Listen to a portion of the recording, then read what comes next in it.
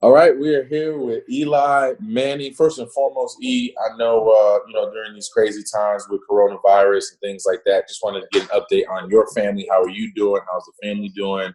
How you guys holding up throughout this Y- pandemic? We're doing fine. We've been at home, kind of self quarantine for over 2 weeks now, and we're hanging in there. And we started the online classes last week, which has been adventurous. Having three girls who are in a third grader, a first grader, a junior kindergarten, and then a 1-year-old little guy running around. But having three girls running classes, setting up their little locations and to concentrate, and then while having a wild man just running around the whole time screaming, and so it's been interesting. But obviously, so fortunate that we're here, we're healthy, we have everything's important right here under one roof, and just every day saying our prayers and being thankful, and also just wishing all those people out there who are fighting this, the nurses, the doctors, the hospitals every day who are kind of on the front lines, just thanking them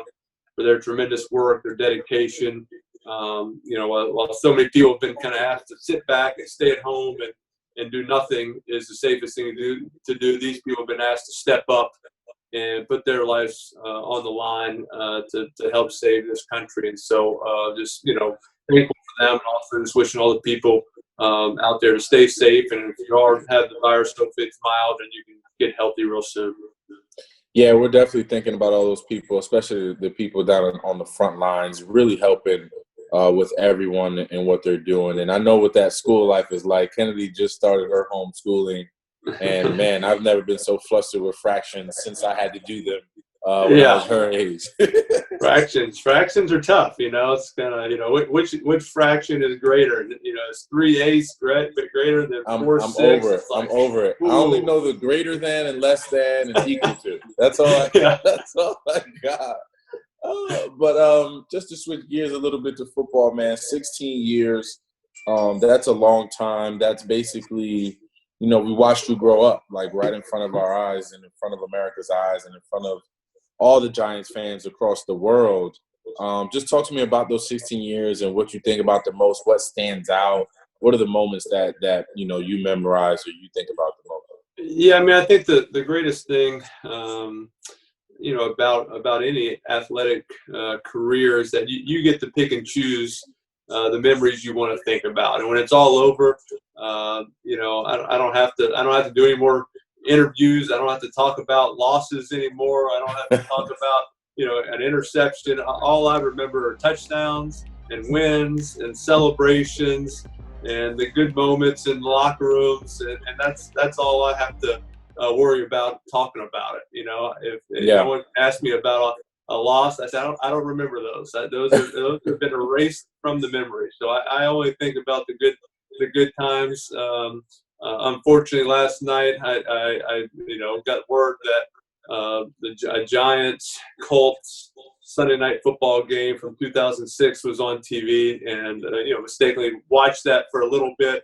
I turned it off kind of when I knew we were about to, that we were about we had a 2 minute kind of it was maybe 3 minutes left in the game. Had a little drive going. They called a terrible pass interference call on Tim Carter, and I knew what was happening next. So I turned it off.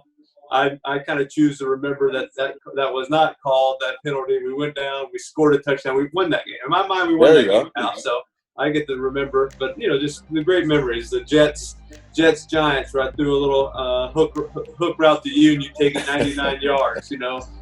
Touchdown to Victor Cruz in the Super Bowl on a little streak shallow package at the 1 yard line. Exactly. Those are the memories I get to think about now.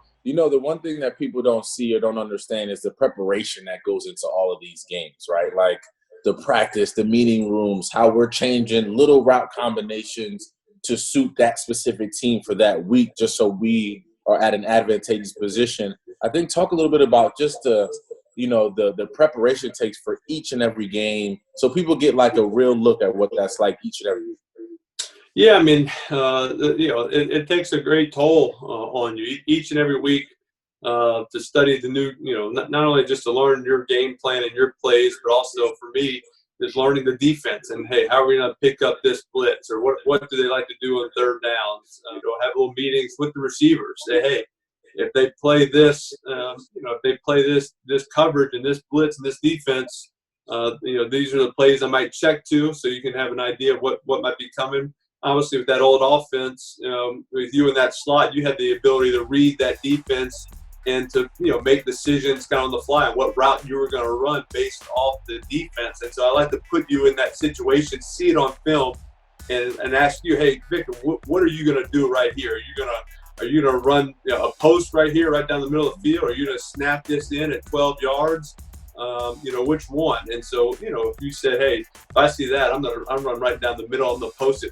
Perfect. Now we're on the same page, and it makes all that preparation worth it when you get a touchdown or a big play off of it.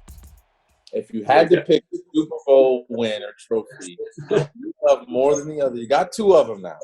You have one that you can hang your hat on that you're like, that's the one that I'm going to think about. You're obviously thinking about both of them, but that one that just meant maybe a little more to you, or just triggers a different emotion for you. Which one of those Super Bowl trophies is it? Like I've always said, I've always kind of thought your championships are like your kids. You don't have favorites.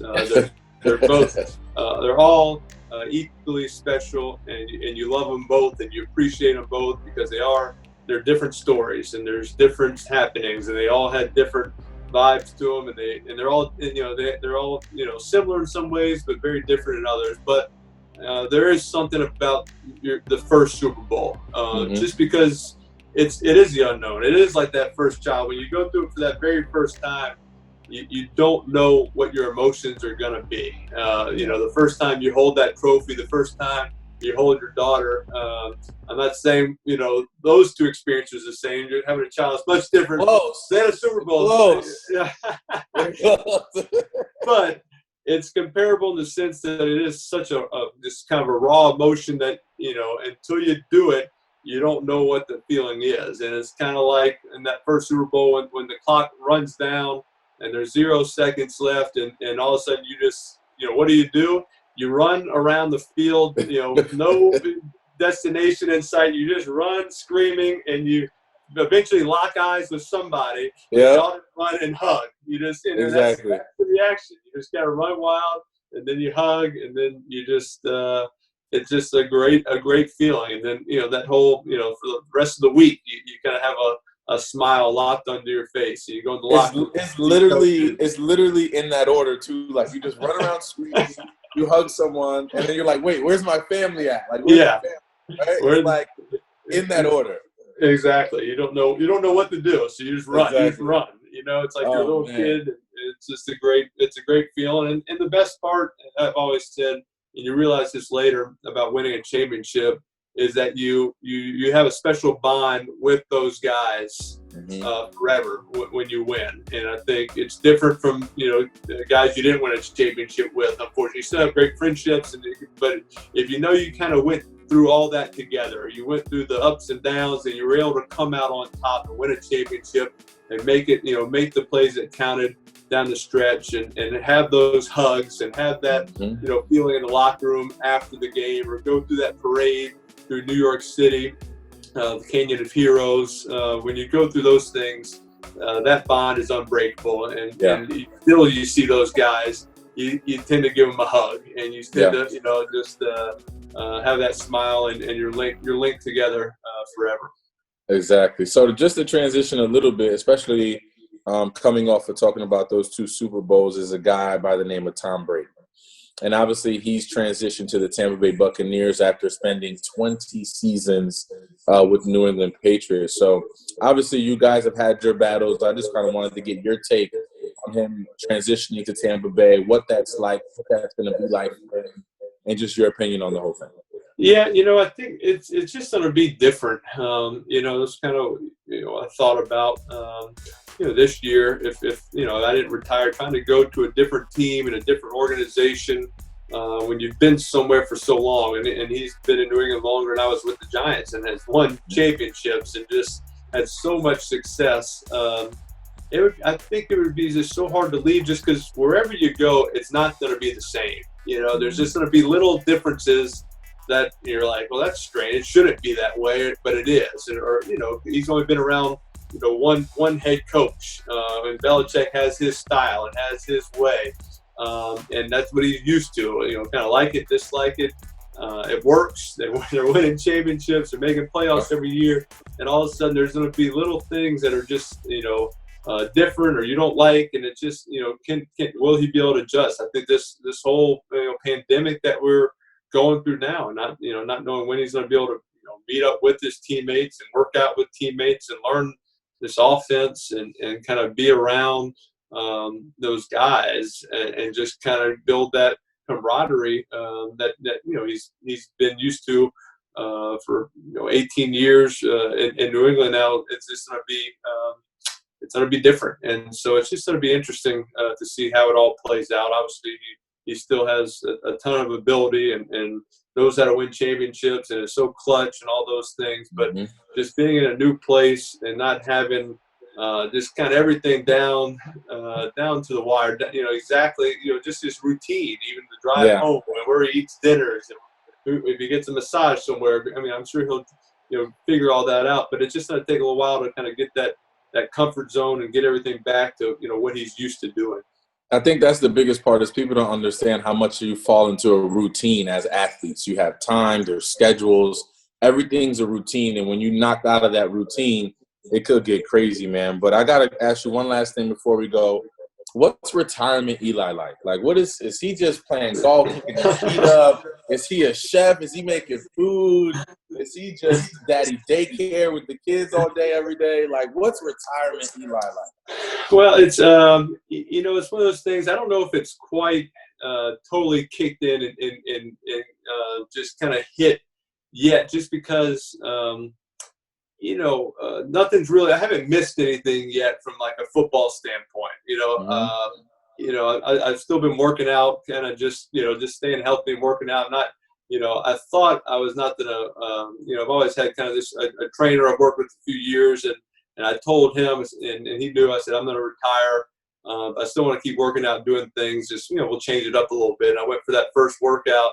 He's like, all right, we got squats today, and we got some deadlifts. Like, I thought we were changing things up. I don't think you heard my conversation. I said, I'm retiring.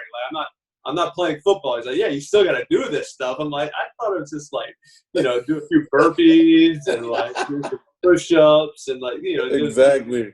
So much easier, but that wasn't the case. So, so I've kept with my workouts. I think I do love playing golf. I do, I will pick that up once the weather gets right and we're allowed back on golf courses. So, but spending a lot of time with the family. Got to coach my 9-year-old's basketball team this year, which was awesome. I love doing that and being around them, and they actually listen to you when you're around other girls, or they I don't know if they see you exactly. They're not gonna just run away and scream every time you try to coach them. They listen for a little bit and maybe realize I do know something about some sport. Exactly. I was supposed to coach their two of the girls' softball teams this spring. That hasn't happened, but I just I'm gonna try to figure out exactly kind of what I want to do. I know I love being around my family and friends. I know I want to play golf and spend more time with my wife, but there's going to be some other hobbies or other interests that I'm looking forward to kind of venture out into and see if there are some things that I truly love that I just haven't been able to do and or just didn't have any interest in doing because I was so focused on football. So I'm gonna I look forward to trying some new things. I was actually kind of before this all happened, I was on a ski trip. I went skiing for the first time in 30 years. When I was 10, it's kind of like riding a bike. I thought. Well, I just tried snowboarding for the first time 2 years ago, and I may still have scrapes on my back from falling so many times. So it's definitely not as easy as it looks. No, definitely not. But it was a lot of fun. So there's definitely some new adventures out there that I look forward to giving a shot. But we'll definitely miss the locker room. We'll miss the teammates. We'll miss the competitiveness of game day and practice and preparation that goes into it. So we'll miss so much about it. but I knew it was time to move on. It was time to let it go. Yeah. And I have four kiddos that are going to keep me quite busy and keep my mind off of it for a little bit. I'm sure they will. Eli, man, we appreciate you. And I'll let you get one full football season in before I pressure you into getting in the broadcast booth. Okay, there you go. We'll cross that Thanks. bridge when we Thank get you. there. Thank I appreciate you taking some time with us. Keep the family safe. And I'll see you again soon, E. All right, man. Be safe. Thanks for having me on. No problem, E. Peace. Be good. Hey, Giants fans. Saquon Barkley here. You want to see more videos? Subscribe below.